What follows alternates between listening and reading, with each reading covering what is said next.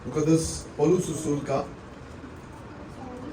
पहला खत करंथियों के नाम और उसका 12वां बाब और 4थी आयत से लेकर 11वीं आयत तक। और कलाम मुकद्दस में इस तरह से लिखा है, गौर से सुनिए।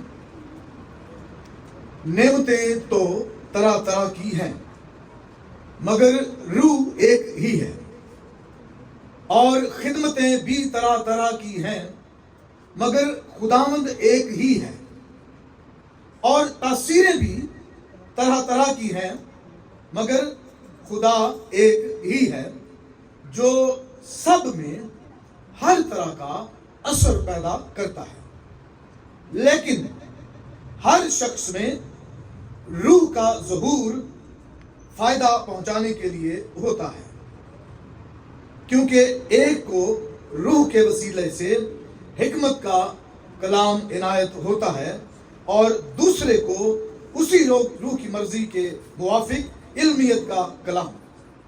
किसी को उसी रूह से ईमान और किसी को उसी एक रूह से शिफा देने की तौफीक, किसी को मौजज़ों की कुदरत, किसी को नबूवत, किसी को रूह का इम्तियाज, किसी को तरह तरह की जुबानें, किसी को जुबानों का तर्जुमा। लेकिन ये सब तासीरें वही एक रूह करता है और जिसको जो चाहता है बांटता है।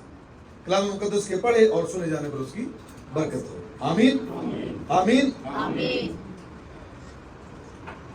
तो बिशारत और रूह कुद्दस पर इन्हिसार, ये हमारा आज का टॉपिक है। क्या है? बिशारत और रूह कुद्स पर इन्हिसार। रूह कुद्स के नाज़िल होने की एक वजह थी, रूह कुद्स से मामूर होने की एक वजह है। रूह कुद्स की हुजूरी का तजुर्बा करना जो है वो एक बड़ा प्रिविलेज है, एक बड़ा शर्फ है।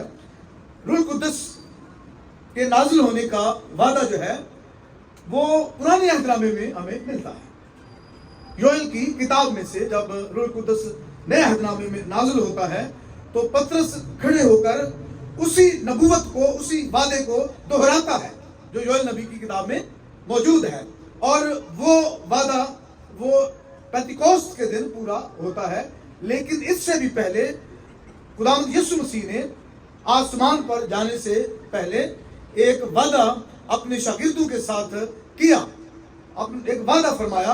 और वो वादा क्या था? माल की किताब उसका पहला बाब उसकी 8वीं आयत में कि जब रूह कुद्स तुम पर नाज़िल होगा तो तुम क्या पाओगे? तुम कुव्वत पाओगे। और उस कुव्वत के नतीजे में क्या होगा कि तुम यरूशलेम और तमाम यहूदिया और सामरिया में मेरे, बल्कि जमीन की इंतहा तक मेरे गवाह ठहरोगे। तो रूह कुद्स के नाज़िल होने का मकसद क्या था? गवाही देना, गवाही देने के लिए तैयार होना, गवाही देने के लिए तैयार करना और तैयार होकर गवाही देना। और नतीजा उसका क्या होगा कि इंसान की जिंदगी में जो मसीह को कबूल करेगा वो नजात का तजर्बा हासिल करेगा। ठीक है, उसमें भलाई का काम होगा। ये जो है वो उसका, क्योंकि पौलुस रसूल इस पैसेज में, इस हवाले में, इस खत में 12वें बाब की 7वीं आयत में एक बड़ी जबरदस्त बात करते हैं और वो कहते हैं कि लेकिन हर शख्स में, जिसमें भी रूह का तजर्बा होता है, जिसमें भी रूह नाज़िल होता है, जिस शख्स को भी रूह का तजर्बा होता है, वो कह रहे हैं कि लेकिन हर शख्स में रूह का ज़ुहूर, manifestation of the Holi spirit, रूह कुद्स की मामूरी और उसकी हुजूरी का जो तजर्बा है, रूह का जो ज़ुहूर है, वो किस लिए होता है? फायदा पहुंचाने के लिए। रूह का ज़ुहूर जो है वो किस लिए होता है? फायदा पहुंचाने के लिए। और जब रूह कुद्स नाज़िल होगा तो तुम क्या करोगे? कुव्वत पाओगे। कुव्वत किस लिए पाओगे? दूसरों को फायदा पहुंचाने के लिए। और इंसान का सबसे बड़ा फायदा क्या है? नजात। अगर उसने नजात पा ली है तो वो फायदे में है, अगर उसने नजात नहीं पाई तो वो नुकसान में है। राइट? तो खुदा यीशु ने कहा کہ اگر تو یا اگر کوئی ساری دنیا حاصل کرے، ٹھیک ہے، اور اپنی جان کا نقصان کرے تو اسے کیا فائدہ؟ تو روح القدس کا نزول جو ہے وہ دوسروں کو فائدہ پہنچانے کے لیے ہے، اور اعمال کی پوری کتاب، ٹی ٹی آئی میں ہم اس کو کہتے ہیں، میں اکثر کہتا ہوں کہ اعمال کی کتاب کمال کی کتاب، اور اس پوری کتاب میں جب ہم اس کا مطالعہ کرتے ہیں تو ہماری روح تازہ ہو جاتی ہے، ہمارے اندر ایک نیا جوش، ایک نیا جذبہ جو ہے، ایک نئی اسپرٹ جو ہے، ایک نیا مقصد جو ہے وہ آ جاتا ہے جب ہم اعمال کی کتاب کو پڑھتے ہیں۔ تو اعمال پہلا باب اور اس سے لے کر 7ویں باب تک جب روح القدس کا وعدہ پورا ہوتا ہے نزول کا، تو پہلے باب سے لے کر 7ویں باب میں ہم دیکھتے ہیں کہ کیسے یسوع نے شاگردوں کو تیار کیا، کس کے لیے؟ روح القدس کو حاصل کرنے کے لیے، ٹھیک ہے، اور پھر کیسے شاگردوں نے اپنے آپ کو تیار کیا، کس لیے؟ روح القدس کو ریسیو کرنے کے لیے، اور کیسے روح القدس نے پھر شاگردوں کو تیار کیا قوت دے کر کہ وہ مقصد جو ہے، وہ جس مقصد کے لیے روح القدس آیا ہے اس کو وہ حاصل کریں، اور کیسے شاگردوں نے اپنے شاگردوں کو، پھر شاگردوں کے شاگردوں کو تیار کیا کہ وہ روح القدس کو لے کر اس قوت کو اور قدرت کو حاصل کر کے دوسروں کے لیے بھلائی کا سبب بنے، کیونکہ ہر ایک شخص میں روح کا ظہور فائدہ پہنچانے کے لیے ہوتا ہے۔ اور پھر پہلے 7 ابواب میں ہم دیکھتے ہیں کہ روح القدس نے شاگردوں کو قوت اور قدرت سے معمور کر کے تمام یروشلم میں انجیل کو پھیلا دیا۔ تمام یروشلم میں، پہلے 7 ابواب میں انجیل سارے یروشلم میں، تمام یروشلم میں پھیل جاتی ہے۔ اور دوسرا جو حصہ اعمال کی کتاب کا 8واں باب اور اس کی 12ویں باب تک، دے کراس دا باؤنڈریز، وہ ان حدود سے جہاں وہ رہتے کہاں تھے؟ یروشلم میں۔ اب انہوں نے ان حدود کو پار کیا ہے، ان کی حدود جو ہیں وہ بڑھ گئی ہیں، وہ ایکسپینڈ ہو گئی ہیں، تو دے کراس دا باؤنڈریز۔ اور کیسے روح القدس نے شاگردوں کے شاگردوں اور عام ایمانداروں کی زندگی میں کام کیا، اور انجیل یروشلم سے نکل کر یہودیہ اور سامریہ میں پھیل گئی، جہاں پر پولوس نے، جہاں پر فلپس نے، جہاں پر کرنیلیوس نے، جہاں پر پطرس نے اور دوسرے شاگردوں نے انجیل کو پھیلانے کا میں اپنا کردار ادا کیا۔ انجیل جو اب کہاں سے نکل کر؟ یروشلم سے نکل کر یہودیہ اور سامریہ میں بھی پھیل گئی۔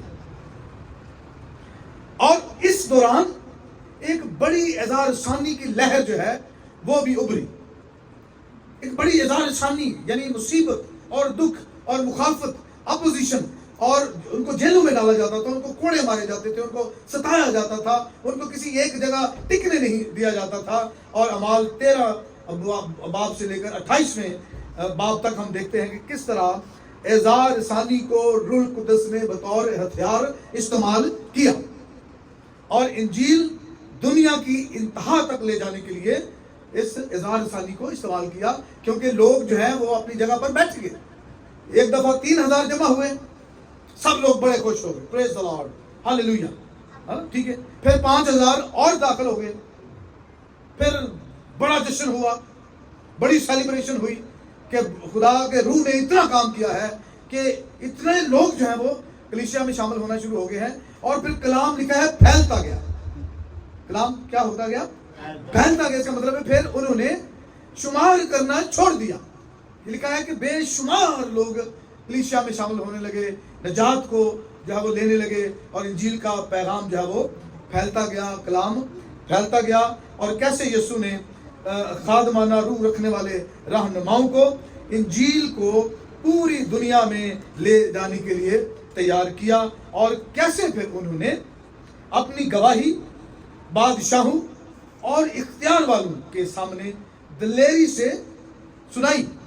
انجیل کا پیغام ان کو کیا کیا؟ سنایا.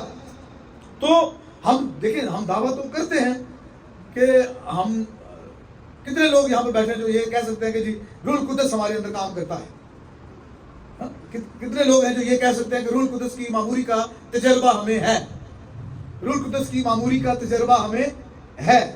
اور اگر روح القدس کی معموری کا جو مشاہدہ اور تجربہ ہمیں ہے تو پھر ہم کیوں بیٹھے ہوئے ہیں؟ ہم پھر کیوں خاموش ہیں؟ کوئی نیا کام کیوں نہیں ہو رہا؟ ٹھیک ہے, وہ آپ نے جو سائنس کے اسٹوڈنٹس ہیں انہوں نے پڑھا ہوگا 2 قسم کی توانائی جو ہے وہ ہوتی ہے. کتنی قسم کی؟ 2 قسم کی. ایک کو ہم کہتے ہیں پوٹینشیل انرجی. ٹھیک ہے, پوٹینشیل انرجی کیا ہوتی ہے؟ جو توانائی موجود تو ہو تو ابھی, لیکن ابھی اس کا استعمال نہیں ہوا, وہ استعمال کی جا سکتی ہے, وہ استعمال ہو سکتی ہے, یا وہ استعمال ہونے کو ہے, اس کو ہم کہتے ہیں پوٹینشیل انرجی جو ہمارے اندر موجود ہوتی ہے. ٹھیک ہے, وہ جیسے ڈیم کے اندر پانی ہے, water in dam is a potential energy. ٹھیک ہے, وہ کیا ہوتی ہے؟ اسٹورڈ انرجی جو جمع ہوتی ہے, وہ کیا ہوتی ہے؟ Potential energy. اور میں سمجھتا ہوں کہ آج کے دور میں جو مسیحی کلیسیا ہے وہ اس کے اندر پوٹینشیل انرجی ہے.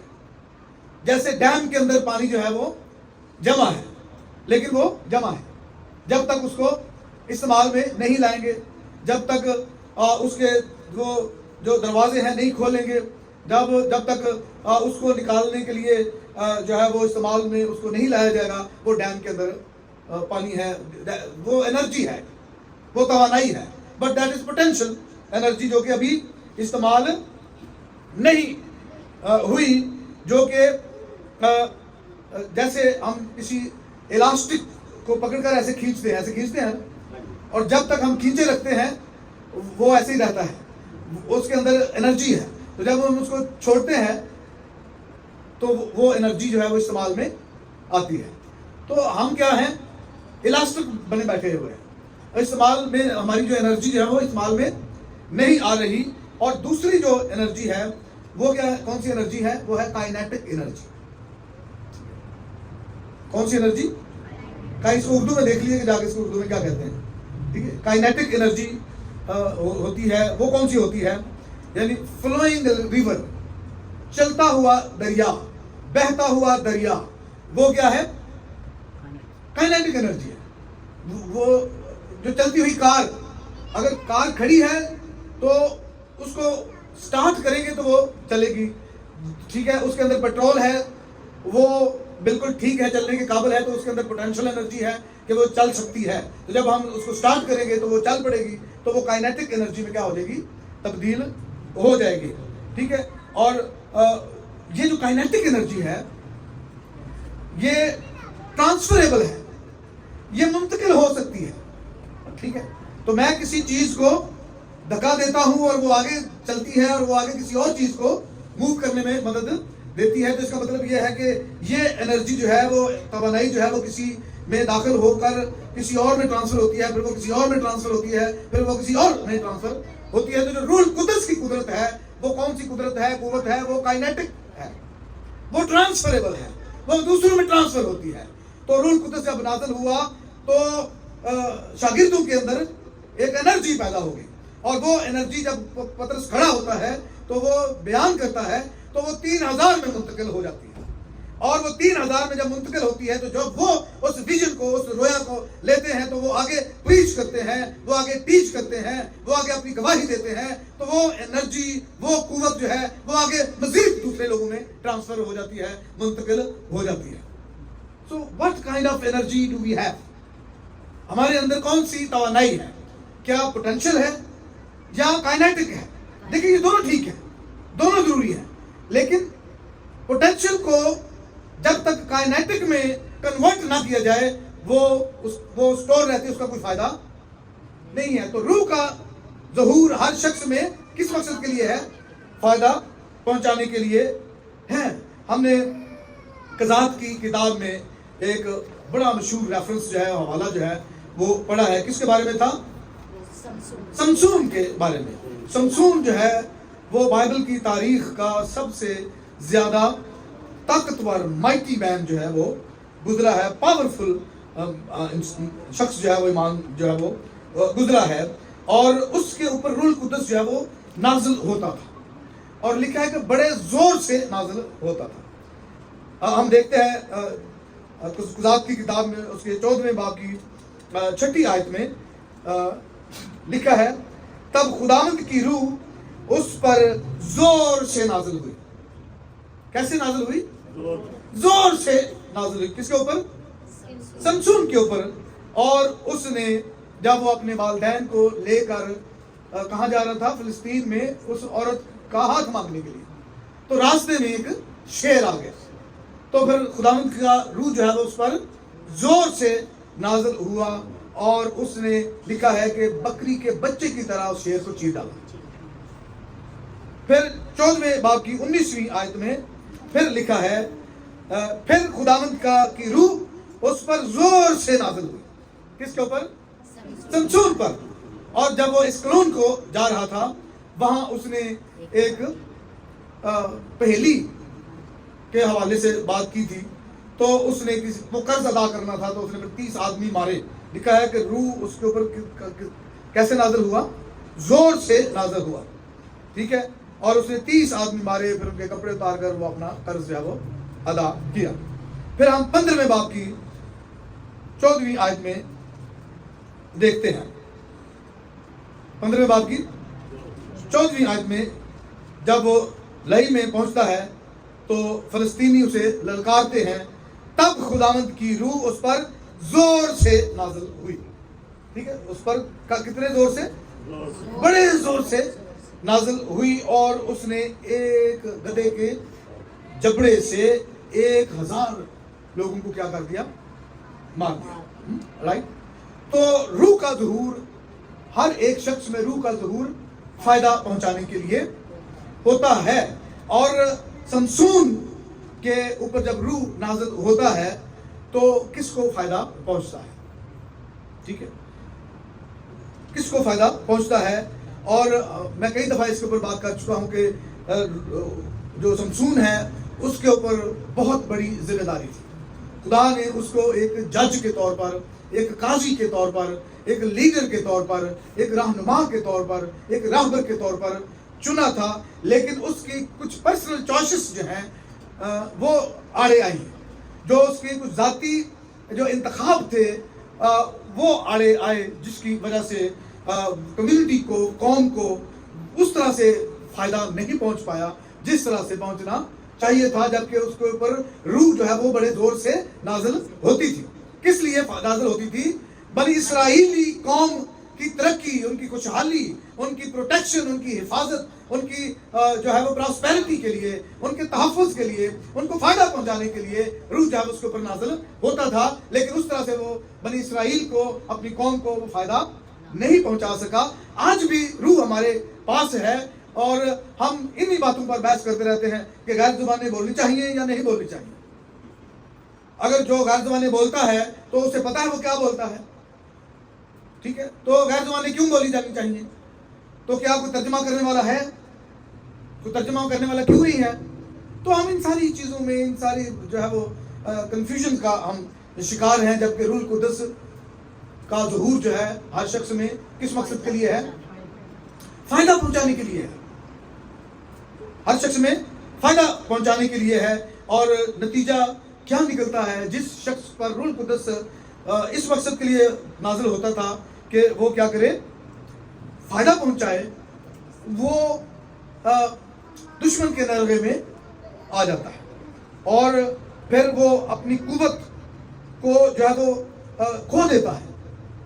जब वो अपना राज बताता है तो फिर 3 चीज़ें वकूफ़ पज़ीर होती हैं।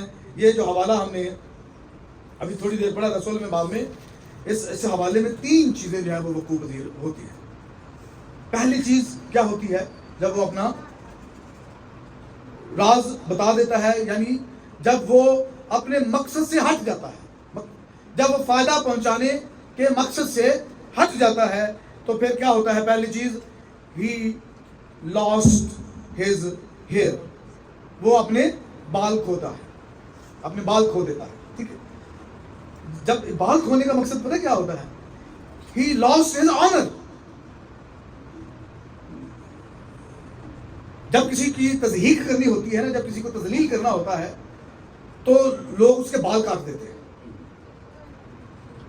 لوگ اس کو گجا کر دیتے ہیں اور اس کی تضحیق کرتے ہیں، اس کی تذلیل کرتے ہیں. ٹھیک ہے، تو یہ جب اس کے بال کاٹے گئے، جب اس کے بال منڈوائے گئے، تو اس کا مطلب یہ ہے کہ اس کی تذلیل، اس نے یہاں لکھا ہے کہ وہ پھر اس کو اذیت دینے لگی، اس کو تانے دینے لگی، اس کی تذلیل کرنے لگی. اور پھر وہ سب لوگ آئے اور انہوں نے اس کی تذلیل کی. اس کی کیوں؟ Because he lost his honour. اس نے اپنے بال کیا کر دیے؟ گنوا دیے، کھو دیے. تو جب اس کے پاس آنر تھا تو اس نے اس آنر کو قائم نہیں رکھا، اس عزت کو وہ قائم نہیں رکھ پایا، کیونکہ وہ آنر جو ہے وہ اس کو کیا، کس مقصد کے لیے دیا گیا تھا؟ تاکہ وہ اس آنر کو اپنی قوم، اپنی کمیونٹی بنی اسرائیل، اپنے لوگوں کی ترقی، خوشحالی اور ان کی بھلائی کے لیے استعمال کرے. And he never used them. And he lost his honor, he lost his hair, اور اپنے بال کھو دیتا ہے. اور دوسری چیز لکھا ہے کہ he lost his power. وہ اپنی طاقت جو ہے وہ کیا کھو بیٹھا، وہ اپنی قوت کھو بیٹھا. اور کیا لکھا ہے کہ وہ نیند سے جاگا اور کہنے لگا کہ میں اور دفعہ کی طرح باہر جا کر اپنے آپ کو جھٹکوں گا. لیکن اس سے خبر نہ تھی کہ خداوند اس سے، یعنی اس سے قوت جاتی رہی ہے. He has lost the power. وہ قوت کھو بیٹھا ہے جو اسے قوت دی گئی تھی اپنی قوم کے لیے، اس کی ترقی کے لیے، اس کی خوشحالی کے لیے، اس کی بھلائی کے لیے، ان کے تحفظ کے لیے. وہ قوت اب وہ کیا کر گیا ہے؟ کھو بیٹھا ہے.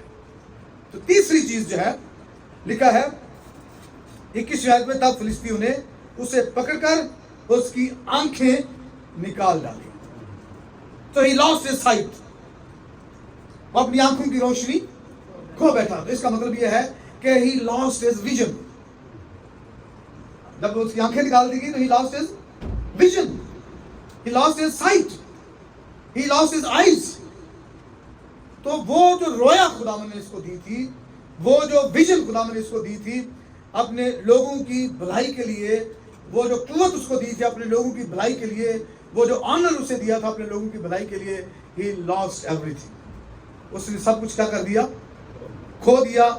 اور بالآخر کیوں؟ جب ہمارے پاس روح ہوتا ہے، جب ہمارے پر روح القدس نازل ہوا تو اس نے ہمیں قوت دی، اس نے ہمیں زور دیا تاکہ ہم کیا کریں؟ بھلائی کا کام کریں. اور میں نے شروع میں کہا کہ بھلائی کا انسان کے لیے سب سے بڑی بھلائی کیا ہے؟ کہ وہ نجات حاصل کرے. پھر نجات کے بعد اگلا مرحلہ جو ہے وہ پاکیزگی کو حاصل کرنا ہے، وہ تقدیس کو حاصل کرنا ہے، وہ سینکٹیفیکیشن کو حاصل کرنا ہے. اور یہ بہت بڑی بھلائی کا کام ہے. جب ہم روح القدس کا ظہور جو ہے وہ ہر شخص میں کس لیے ہوتا ہے؟ فائدہ پہنچانے کے لیے ہوتا ہے. تو آج ہم دعویٰ اس بات کا کرتے ہیں کہ کیوں انجیل کا پیغام پھیل نہیں رہا؟ کیوں بھلائی کا کام ہو نہیں رہا؟ کیوں اتنی بڑی تعداد میں لوگ مسیح کو جانے بغیر مر رہے ہیں؟ کیونکہ ہم شاید اپنا آنر جو ہے وہ کھو بیٹھے ہیں، شاید ہمارے پاس جو قوت تھی وہ ہم کھو بیٹھے ہیں، شاید وہ جو ویژن تھا ہمارے پاس دنیا کی انتہا تک جانے کے لیے، شاید اس کو ہم نظر انداز کر بیٹھے ہیں، نظر انداز کر چکے ہیں. آئیے ری گین دا آنر. آئیے ہم اس آنر کو پھر سے حاصل کریں. آئیے ری گین دا پاور. اس قوت کو جو ہم نے کھو دیا اس کو پھر سے حاصل کریں. آئیے ری گین دا سائٹ. وہ جو نظر، وہ جو ویژن، جو روشنی تھی جو ہم کھو بیٹھے ہیں، جو ویژن جو رویا ہے، آئیے ہم پھر اس کو حاصل کریں اور اس مقصد کو کے تحت زندگی بسر کریں جس مقصد کے تحت روح ہمیں ملا ہے، روح نازل ہوا ہے. کیونکہ ہر شخص میں روح کا ظہور کس کے لیے ہے؟ فائدہ پہنچانے کے لیے. خداوند آپ کو اسلام کے وسیلے سے برکت دے.